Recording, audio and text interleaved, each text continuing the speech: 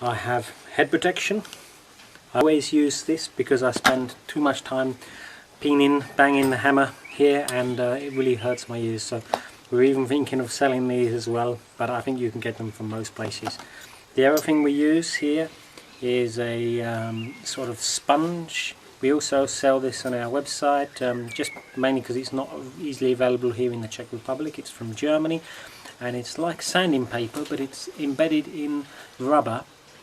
And as you rub away on the blade to clean the rust off and to clean the hammer marks, so you can see what you're doing, so every hammer blow you can see clearly, it actually becomes smaller and smaller. So here I have one which is fairly new, and there I have a slightly older one, and they last quite a long time. I guess I can peen about 40 blades before I've got to get a new one, and that's to peen a blade completely from new to very fine edge, so they do last a long time and are really worth the money.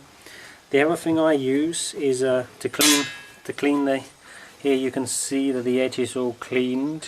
I've just done that before, you don't have to watch that on a video, but I just use I've got a kitchen knife here, just an eating knife I found, and I just scrape the paint off. The other thing is, you can see I just round this edge here. Often as you peen, it becomes pointed out that way, and it tends to catch the grass as you're mowing, and it gets stuck on the side. So that's just another little thing. Anyway, really, let's start peening. So I'm going to stop now and set the camera up. We're going to try the 4 lines. I'll stop talking now.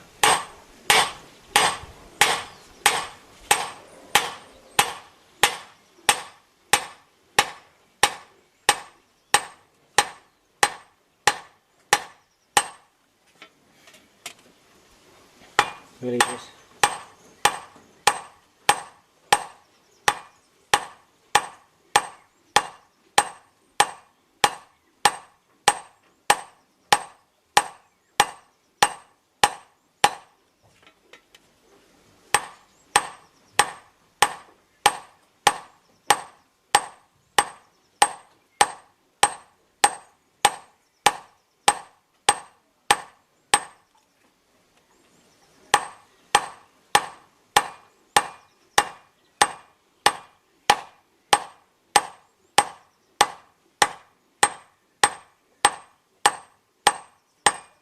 you can see the marks which develop in the middle of the hammer and on here on the finger. And all we're going to do is use the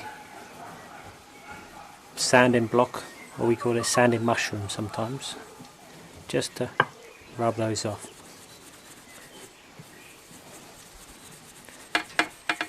So I'm looking in the camera at the same time as I do this to make sure you can see it okay. There you go. And then flick the dust off, and you should be able to see that's what we've peened so far. Of course, we've done quite a bit of the blade now, and we're just going to start at the very end now. See, I'm very zoomed in. It's a long blade, an 85, and we're going to start from the tip. See if we can do a long line from the edge.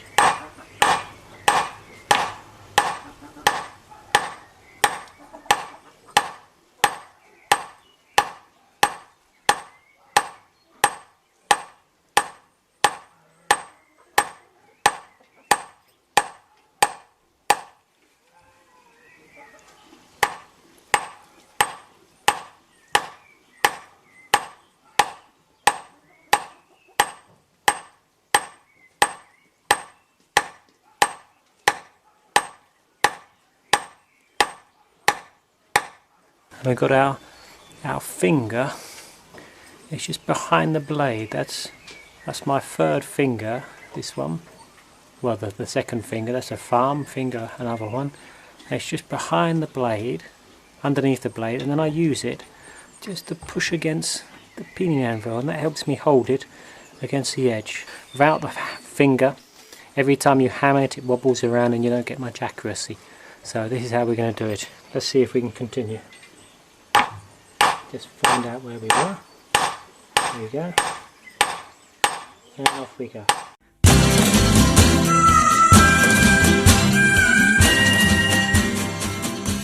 Yeah, I'm not going going to go the whole length along the blade.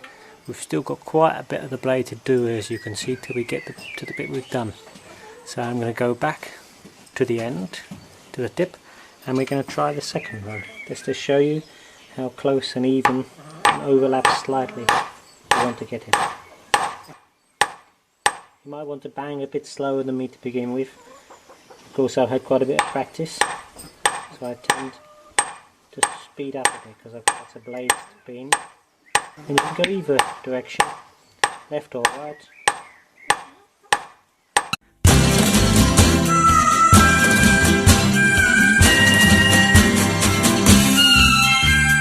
Má to svoje výhody, mít tichej u vody, dneska se to všeobecně říká. Přijde ale potopa, udělá to potopa, znáníkama nebo štíka. We've reached the end again, that's 3 lines. You can see that, and now we're going to go back and we'll do the final line. This won't be the peening finished, this will just be, then we'll use the sanding block, we'll clean all of this off, and then we'll start again, but we won't do 4 lines probably this time, we'll just do maybe 3 lines or 2 lines, and we'll do 2 lines, a few passes of the scythe blade, and then we'll continue. So let's find, so this is just the very edge.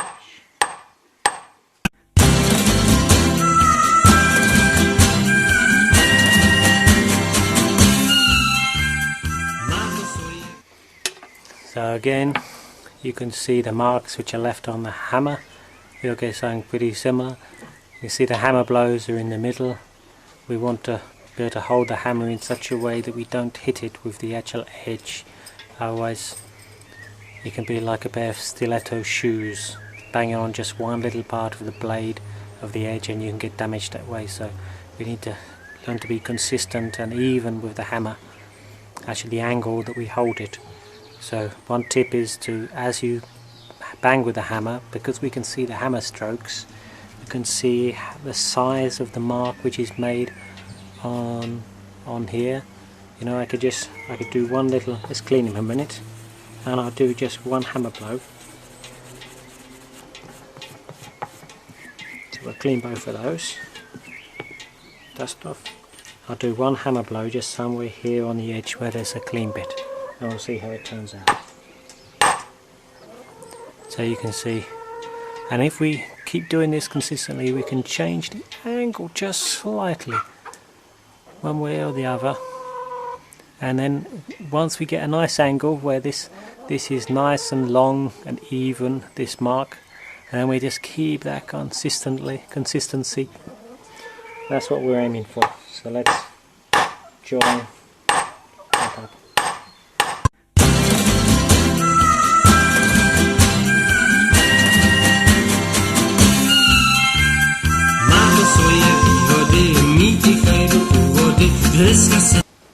Okay, now we have the whole blade with the first being 4 rows from the edge. We're going to just clean that off with the sanding mushroom or sanding block.